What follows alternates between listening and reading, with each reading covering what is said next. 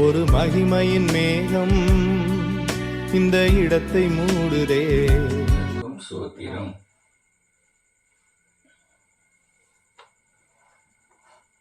ஒரு மகிமையின் மேகம் இந்த இடத்தை மூடுதே. ஒரு மகிமையின் மேகம் என் ஜனத்தை மூடுதே. ஒரு மகிமையின் மேகம் இந்த இடத்தை மூடுதே. ஒரு மகிமையின் மேகம் என் ஜனத்தை மூடுதே. விலகாத மேகம் நீர், முன் செல்லும் மேகம் நீர். விலகாத மேகம் நீர், முன் செல்லும் மேகம் நீர். ஆவியானவரே, அன்பின் ஆவியானவரே, வல்ல ஆவியானவரே, தெளிவின் ஆவியானவரே, மகிமையின் ஆவியானவரே, அன்பின் ஆவியானவரே, வல்ல ஆவியானவரே, தெளிவின் ஆவியானவரே. ஒரு மகிமையின் மேகம் இந்த இடத்தை மூடுதே. ஒரு மகிமையின் மேகம் என் ஜனத்தை மூடுதே. என் பேச்சில்ல, என் மூச்சில்ல, என் சொல்லில, என் செயலில காத்திருக்கீங்க. என் நினைவில, என் நடத்தையில, என் உணர்வுல, என் உயிரில கலந்திருக்கீங்க. அன்பின் ஆவியானவரே, விலையேற பெற்றவரே. அன்பின் ஆவியானவரே, விலையேற பெற்றவரே. என்னையாலும் பரிசுத்தரே, நன்றி ஐயா. என்னையாலும் பரிசுத்தரே, நன்றி ஐயா. ஒரு மகிமையின் மேகம் இந்த இடத்தை மூடுதே. என் மகிமையின் மேகம் என் ஜனத்தை மூடுதே. இன்றைய தினத்திற்கான வேத பகுதி லூக்கா 1:67. அவருடைய தகப்பனாகிய சகேரியா பரிசுத்த ஆவியினாலே நிரப்பப்பட்டு தீர்க்க தரிசனமாக. இந்த நாளில் நம்ம கொடுக்கப்பட்ட தலைப்பு பரிசுத்த ஆவியினால் நிரப்பப்பட்ட சகரியா. அப்போ பரிசுத்த ஆவியினால் நிரப்பப்படாத சகரியாவும் இருந்திருக்காரு. அப்போ பரிசுத்த ஆவியினால் நிரப்பப்படாத சகரியா, அதை பற்றி நம்ம பார்ப்போம். இவர் அபியா என்னும் ஆசாரிய வகுப்புல சேர்ந்தவர். இவருடைய மனைவி பேர் எலிசபெத். இவங்களுக்கு குழந்தைகள் இல்லை, ரொம்ப வயது சென்றவங்களா இருந்தாங்க.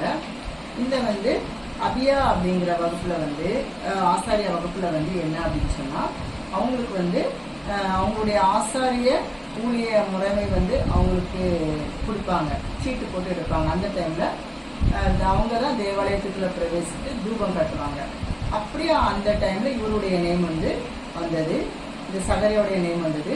அப்போ இவர் தேவாலயத்துக்குள்ள பிரவேசிருக்காரு. வெளியில ஜனங்கள் எல்லாரும் நிற்கிறாங்க. அப்போ உள்ள இருக்கிறப்ப கர்த்தருடைய தூதன் வலப்பக்கத்துல நிற்கிறாரு. வலப்பக்கத்துல நின்றுட்டு, உன்னுடைய மனைவிக்கு குழந்தை பிறக்க போகுது, அந்த குழந்தைக்கு நீ யோவான் அப்படின்னு சொல்லி பேர் வைக்கணும். அந்த குழந்தை மூலம் அநேகர் சந்தோஷப்படுவாங்க. திராட்சை ரசம் அது குடிக்காது, ஆவினால் நிரப்பப்பட்டிருப்பான், அநேகரை கர்த்தரிடத்துக்கு திருப்புவான் அப்படின்னு சொல்லிட்டு அந்த குழந்தையை குறித்து தீர்க்க தரிசனமா சொல்றாங்க. அப்போ அந்த சகரியா நம்பிக்கை இல்லாம என்ன சொல்றாரு, நான் கிளவேன், என்னுடைய மனைவி வயது சென்றவளா இருக்கிறாங்க அப்படின்னு சொல்றாங்க. உடனே சொன்ன உடனே இந்த காபிரியல் தூதன், நான் கர்த்தரிடத்திலிருந்து வந்த ஒரு தூதன், நான் சொல்லியே நீ கேட்கல, அதனால அந்த குழந்தை பிறக்கிற வரைக்கும் நீ ஊமையா இருப்பா அப்படின்னு சொல்லிடுறாரு. அதே போல இவர் வெளியில வர்றப்போ ஊமையா இருக்கிறாரு. உள்ள போறப்ப நல்லா பேசிட்டு இருந்தாரு, வெளியில வர்றப்ப என்ன பண்றாரு, ஊமையா இருக்கிறாரு. இப்ப ஜனங்கள் எல்லாரும் பாக்குறாங்க. பார்த்துட்டு அவருடைய அந்த ஆசாரிய முறைமை முடிஞ்சிச்சு. அவரு தன்னுடைய இடத்துக்கு போயிடுறாரு. இப்போ தூதன் சொன்ன மாதிரியே இந்த எலிசபெத் அம்மா என்ன ஆயிடுறாங்க, குழந்தை உண்டாயிடுறாங்க. அப்போ குழந்தை உண்டானோன்னா, அப்போ அவங்களுடைய குழந்தை உண்டானோன்னா அதே போல மரியாள் அவங்களும் அந்த டைம்ல குழந்தை உண்டாடுறாங்க. அப்போ ஒருத்தங்க என்ன பண்ணிடுறாங்க, வாழ்த்து சொல்லிடுறாங்க. நீங்க அதை வாசித்து பார்த்தீங்கன்னா தெரியும். லூக்கா 1 அதிகாரத்தை வாசித்து பாருங்க. இப்போ வாழ்த்து சொல்லிடுறாங்க. ஒரு எலிசபெத் அம்மாவுக்கு வந்து குழந்தை பிறகுது. அவங்க முறைமை வந்து எப்படி அப்படின்னு சொன்னா 8ஆம் நாள்ல வந்து விருத்த சேதனம் பண்ணி அந்த நாள்ல வந்து என்ன பண்ணுவாங்கன்னா பேர் வைப்பாங்க. அப்போ அவங்களுடைய முறைமை வந்து சரி என்ன பேர் வைக்கலாம், சகரியான்னு பேர் வச்சிடலாம் அப்படின்னு சொல்லி அவங்க எல்லாரும் உறவினர்கள்லாம் பேசிட்டு இருக்கிறப்போ இந்த எலிசபெத் அவங்க சொல்றாங்க இல்ல யோவான் அப்படின்னு சொல்லி பேர் வைக்கணும் அப்படின்னு சொல்றாங்க. அப்போ சரி பையனோட அப்பாட்ட கேட்டுக்கலாம் அப்படின்னு சொல்லிட்டு இந்த சகரியாட்ட கேட்கிறப்போ அவர் வந்து எழுதுறாரு யோவான் அப்படின்னு சொல்லி எழுதுறாரு. அப்ப எல்லாருமே ஆச்சரியப்படுறாங்க. அவர் யோவான் அப்படின்னு சொல்லி எழுதினோடனே அவருடைய வாய் வந்து திறக்கப்பட்டு ஊமையா இருந்த அவரு பேச ஆரம்பிச்சிட்டாரு. எல்லாருக்குமே ஒரே ஆச்சரியம், ஐயோ ஊமையா இருந்தா சகரியா பேச ஆரம்பிச்சிட்டாரு, அப்ப இந்த குழந்தை வந்து எப்படிப்பட்ட குழந்தையா இருக்கும் அப்படின்னு சொல்லிட்டு எல்லாருக்குமே ஒரே ஆச்சரியமா இருந்தது. அப்போ அவர் வந்து என்ன பண்றாரு, பேச ஆரம்பிச்சு கர்த்தரை வந்து சோஸ்திரம் பண்ணி அவர் வந்து என்ன பண்றாரு, தீர்க்க தரிசனம் உரைக்கிறாரு. அவனுடைய தகப்பனாகிய சகரியா பரிசுத்த ஆவியினால் நிரப்பப்பட்டு தீர்க்க தரிசனமாக. அப்ப இதுக்கு முன்னாடி தேவதூதன் சொல்றப்போ அவர் வந்து விசுவாசிக்கிறதுனால அவர் உண்மையா இருந்தாரு. ஆனா குழந்தை பிறந்ததுக்கு அப்புறம் அவர் வந்து என்ன பண்ணிட்டாரு அப்படின்னா பரிசுத்தாவினால நிரப்பப்படுறாரு. பரிசுத்தாவினால நிரப்பப்பட்டு 76ல பாத்தீங்கன்னா நீயோ பாலகனே உன்னதமானவருடைய தீர்க்கதரிசி எனப்படுவாய், கர்த்தருக்கு வழியை ஆயத்தம் பண்ணவும். அப்போ பரிசுத்தாவி வந்தோடனே தன்னுடைய மகனை குறித்து அவர் வந்து என்ன பண்றாரு, தீர்க்க தரிசனம் உரைக்கிறாரு. அப்ப நம்மளும் வந்து என்ன பண்ணுவோம், பரிசுத்தாவினால் நிரப்பப்படுறப்போ நம்ம வந்து எப்படி இருப்போம் அப்படின்னா தீர்க்க தரிசனம் உரைக்கிறவங்களா இருப்போம். நம்மகிட்ட வந்து பரிசுத்தாவி இல்லை அப்படின்னு சொன்னா நம்ம விசுவாசிக்க மாட்டோம், இந்த காரியத்தை குறித்து நம்ப மாட்டோம், விசுவாசிக்க மாட்டோம். பரிசுத்தாவி நம்ம இடத்துல வர்றப்போ சகரியா வந்து எப்படிப்பட்டவரா இருந்தாரோ அதே போல நம்மளும் என்ன பண்ணுவோம், அவரை போல நம்மளும் இருப்போம். ஜெபிக்கலாம். அப்பா சோதரம் ஆண்டவரே, இந்த வார்த்தைக்காக நன்றியப்பா. சகரியா வந்து ஆண்டவரே அப்பா அவர் வந்து பரிசுத்தாவினால் நிரப்பப்படாத பொழுது அப்பா விசுவாசிக்கல. அவர் கர்த்தருடைய தூதன் சொன்ன வார்த்தைகளே விசுவாசிக்கல.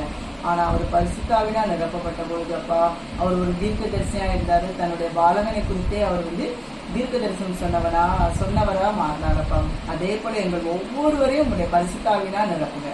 நீங்களே பொருட்படுத்தி வழி நடக்கும்படியாக கர்த்தராக இயேசு கிறிஸ்து ஜெபிக்கிற நல்ல பிதாவே, ஆமென்.